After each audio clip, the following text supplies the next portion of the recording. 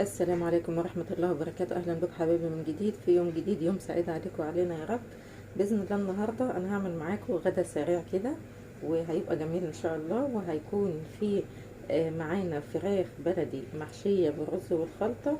وهنحتاج في الموضوع ده هنا الحجم اللي احنا عايزينه. هنا أنا جايبة فرختين مش كبار أو مش صغيرين، يعني الفرختين دول حوالي 2 كيلو الا ربع.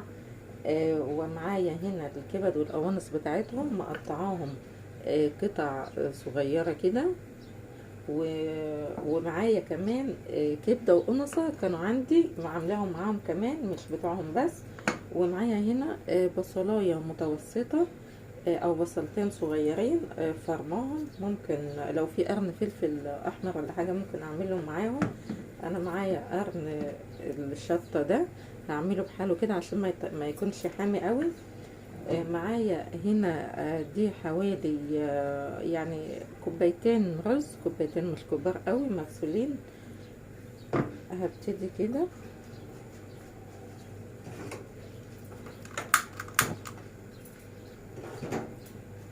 هحط حوالي 3-4 معالق زيت كده، هنزل فيهم بالبصل. هشوح البصل بتاعي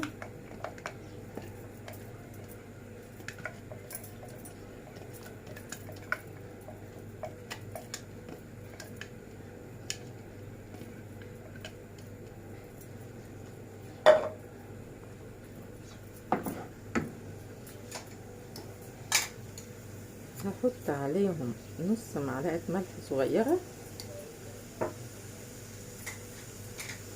عشان تخليها تتحمر معايا بسرعة.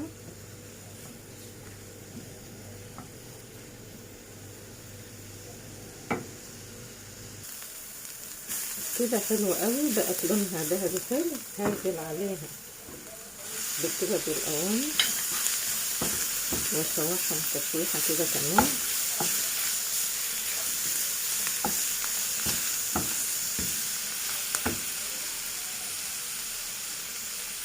ممكن اقطع قرن الفلفل ده.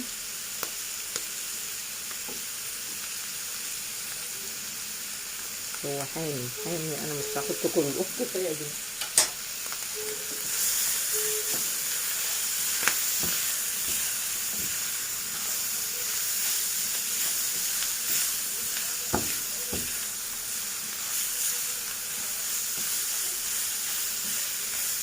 كده خلاص هنزل عليهم بالرز. ممكن اقلل الرز عن كده، الرز اللي هيفيض انا هسويه هحشي زي ما تاخد، واللي يتبقى هسويه واعمله طبق كده حلو.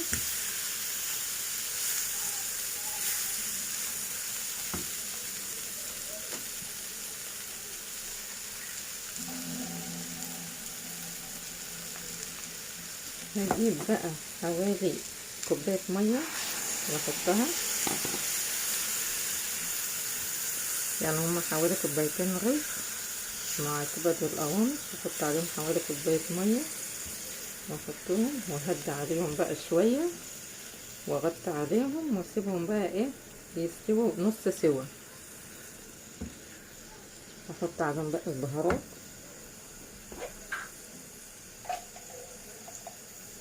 حبه فلفل اسمر، نص معلقه ملح،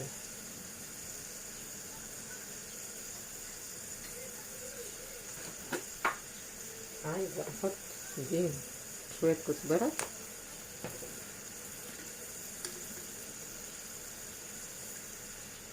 وشويه بابريكا واغطي عليهم. بس اهدي النار بس كده.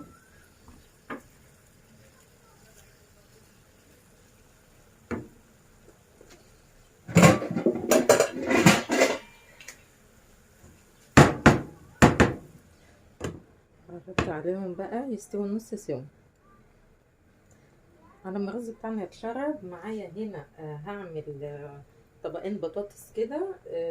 معايا هنا حبتين بطاطس متوسطين، ومعايا هنا درع مش مليان قوي عصير طماطم، ومعايا 4 فصوص توم حجم كبير.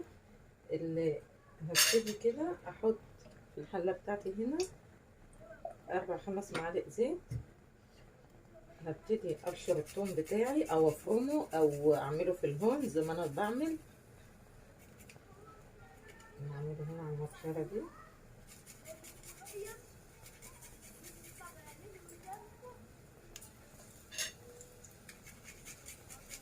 احلى بطاطس ممكن تاكليها اللي تعمليها بالثوم دي، جميله جميله، احلى من في ممكن تعمليها ببصل، تقلي بصل وتحط عليه توم برضه وكده، بس هي بالثوم بس دي بتبقى جميله جدا، بيبقى لونها احمر وحلو وطعمها جميل. يعني البصل بيخلي لونها يبهر شويه اهو. ده نحمر الثوم. خلاص الثوم بتاعي بقى ذهبي، هحط عليه عصير الطماطم.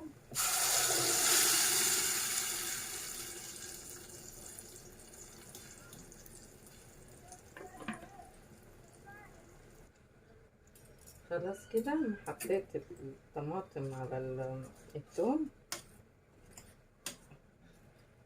ضغطت عليه كده وابتدي اقطع البطاطس. ممكن اقطع البطاطس كده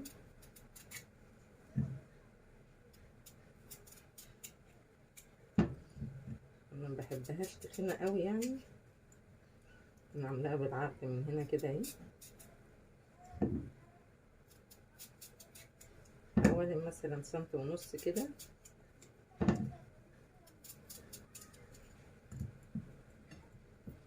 ببتدي اقطعها بقى ايه كده، عرض حوالي سنتي.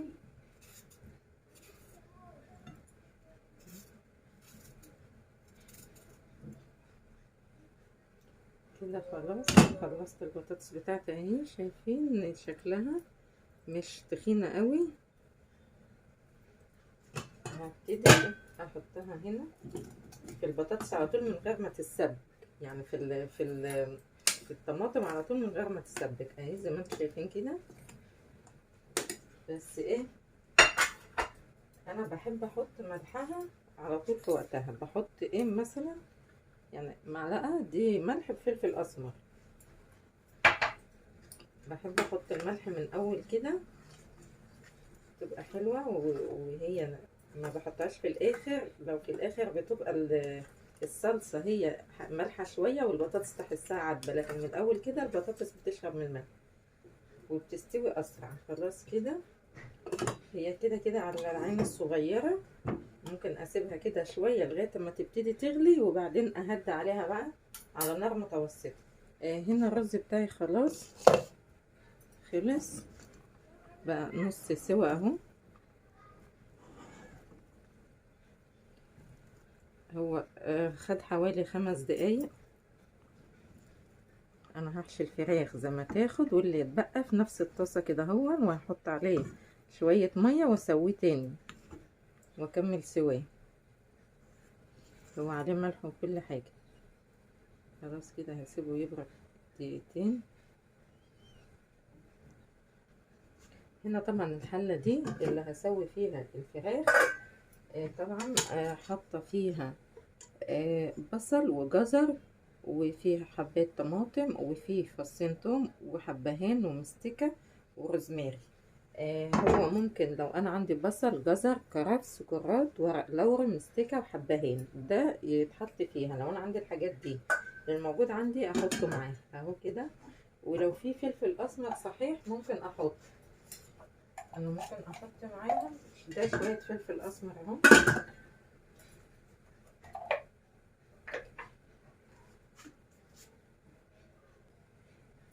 خلاص كده يعني هما يعني بردت حبة معايا. هنا هفك التكتيفة بتاعت الفراخ، هبقى اكتفها بعدين.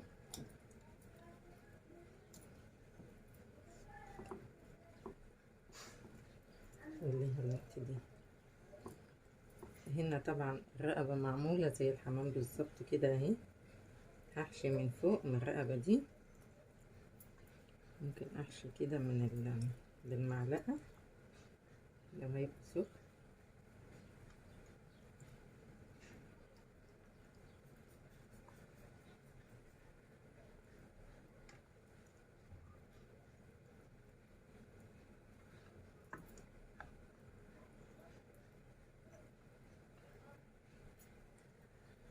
كل اللي هيقع ده هلمه تاني واحطه تاني اهو. هعمل دي كلها.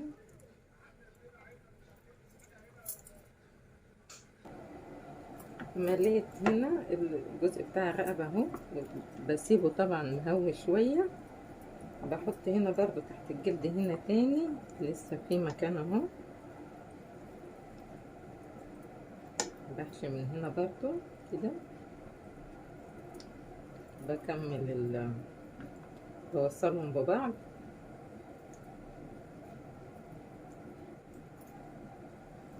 وبحط من الناحية التانية هنا برضو اهي.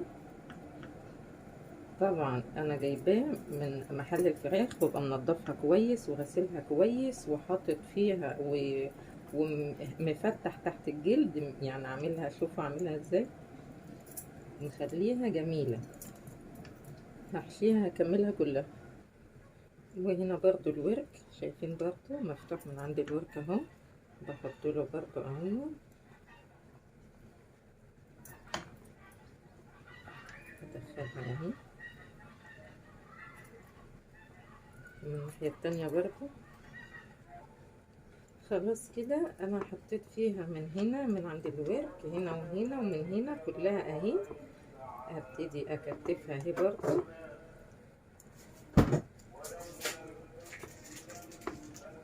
هكتفها زي ما كانت. وممكن واجيب بقى الجلدتين دول كده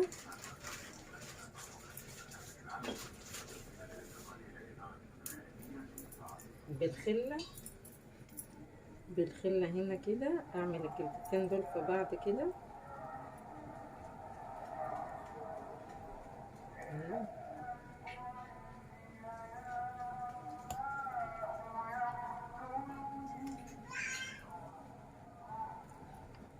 ممكن احطها في الدبوسة كده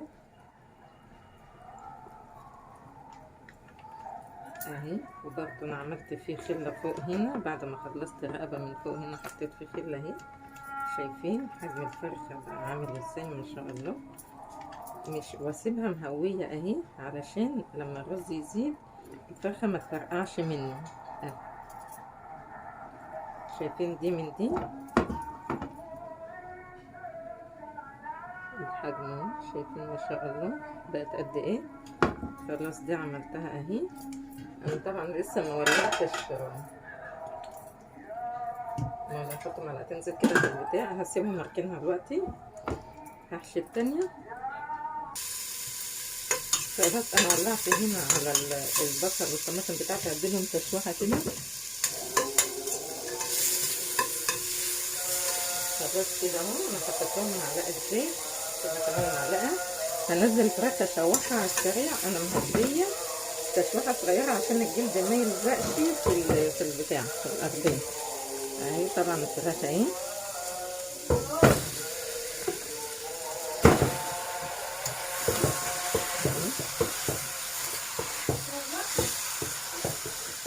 كده.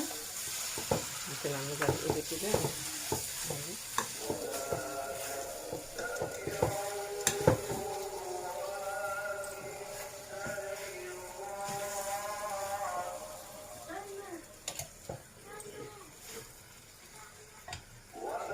اشوحها بس من كل ناحيه دقيقه بس.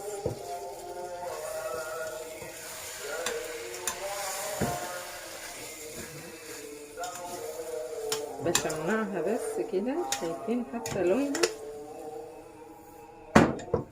على السريع بس كده.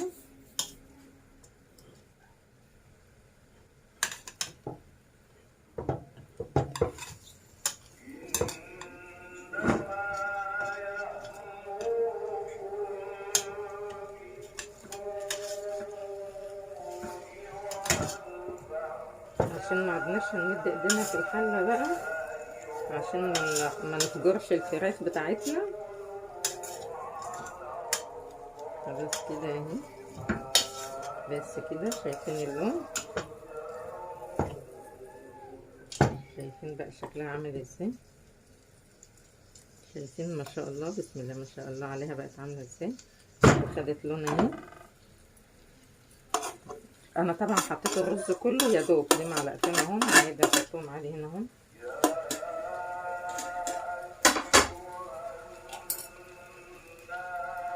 معايا ميه مغليه اهي، ميه مغليه في الكاتل، هنزل بيها اهي. هي مش هتاخد سوا حاجه، يعني ممكن اقل من نص ساعه اهي، اقل من نص ساعه تلاقيها استوت. خلاص كده هحط لها معلقه ملح وفلفل اسمر اهي، واخلي النار متوسطه مش عاليه قوي اهي، واغطي عليها واسيبها ايه وربع ساعه وابص عليها. هي دي فراخ شموطه صغيره مش هتاخد سوا. والبطاطس طبعا هنا بتغلى اهي، انا هديت عليها على نار متوسطه برضو. شايفين بتتسبك لوحدها اهي. هعمل بقى شويه رز بشعريه جنبه. هنعمل بقى شويه رز بشعريه. هنحط هنا شويه زيت، 4-5 معالق زيت.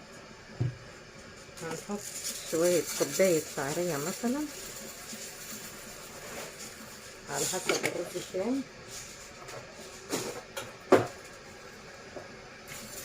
ومعايا هنا حوالي 3 كوبايات رز او 4 كوبايات رز، دول مغسولين.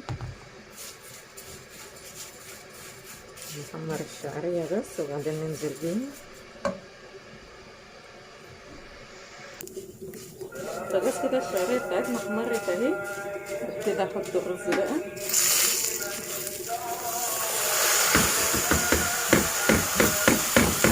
وطبعا انا حاطه لها ميه بتغلي.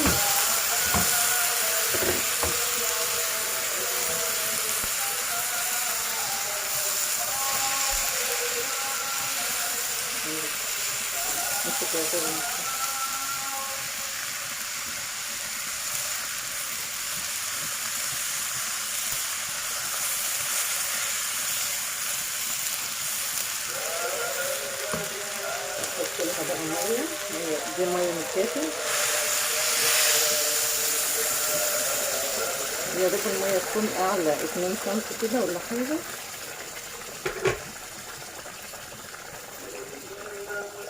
وهحط لها معلقه ملح كبيره.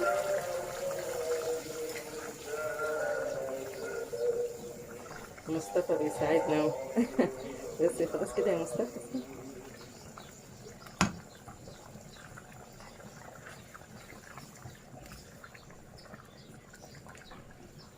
مش عيب ان احنا نعلم ولادنا صبيان او بنات، نعلمهم يعتمدوا على نفسهم ويبقوا عارفين كل حاجه، يبقى عندهم فكره حتى. يعني لو ولد وهيسافر بره يبقى عارف، يعرف يعمل لنفسه اكل.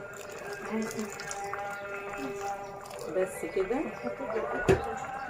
هغطي عليها وبعدين هدي عليها. وهنا طبعا الفراخ بتاعتي شايفين بسم الله ما شاء الله، هنا اهي بقت حاجه جميله، وبقت ما شاء الله الفرخه بقت حجمها مرتين اهي. وادي البطاطس اهي هنقلبها. البطاطس تقريبا كده قربت تستوي خلاص. شايفين اتسبكت وبقت جميله وتقلت معانا. لو لما تتسبك شويه لو محتاجه ميه بحط لها نص كوبايه ميه ولا كوبايه ميه على حسب ما انا عاوزه. هنا البطاطس بتاعتي اتسبكت شويه، ممكن احط عليها بقى باقي معايا هنا شويه ميه في الكاتل، احط عليها بس نص كوبايه،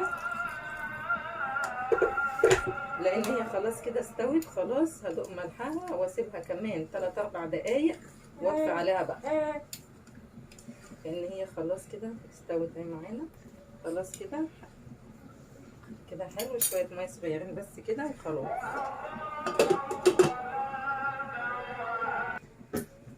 خلاص هنا الرز بتاعي خلاص اتشرب اهو، ههدي عليه خلاص يتردد،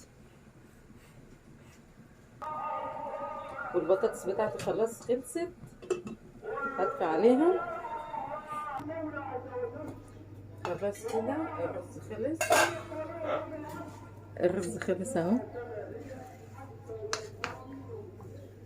هنقلبه كده، نحط له معلقتين زيت،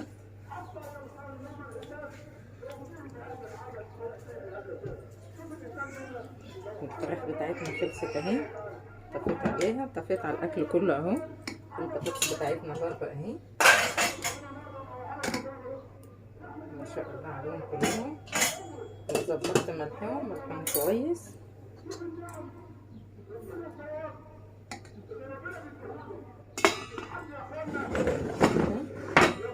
هنا الفراخ بقى هنطلعها،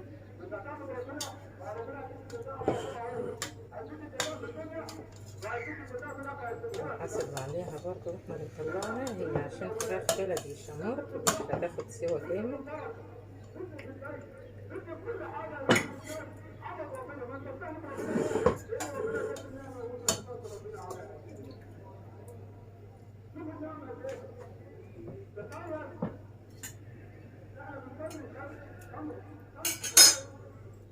ده شوية الشرب بقى اللي اتبقوا اهو،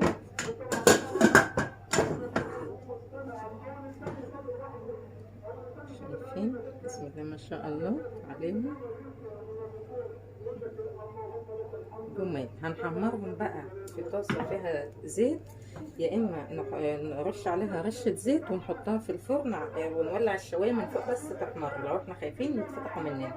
انا ممكن دلوقتي احطهم في الفرن زي ما هما كده اهو، واولع الشواية من فوق وخلاص.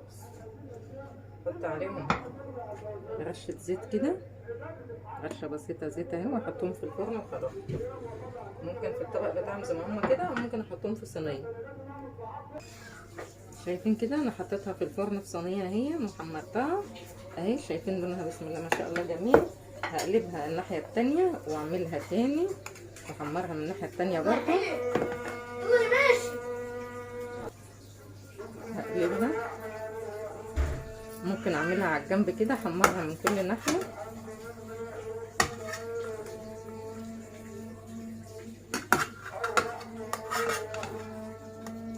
اعملها على الجنب الاول وبعدين اقلبها كل مره، اقلبها على ناحيه شكل.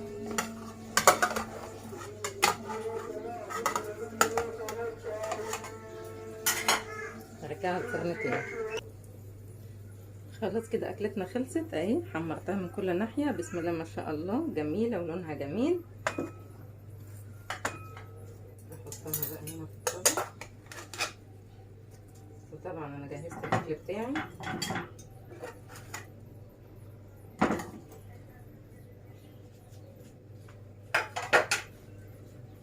الاكل كده خلاص جاهز للتقديم اهو.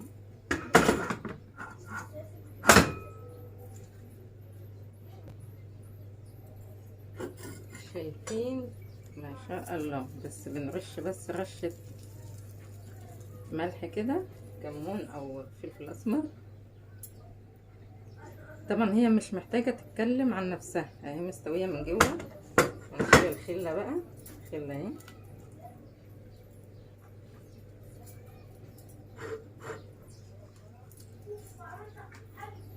اهي، شايفين من جوه الرز جواها عامل ازاي، عامل ازاي اهو، شايفين من هنا. واللحمه بتاعتها شوفوا مستويه وعامله ازاي.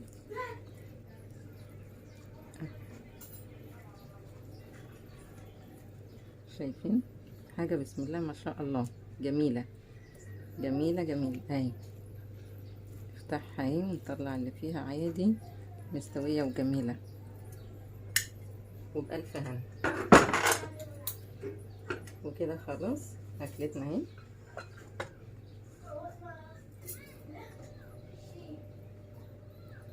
البطاطس بتاعتنا والشوربه، شويه شوربه جمال، والرز طبق مخلل كده جميل، والفراخ بتاعتنا وخلاص، وسلام.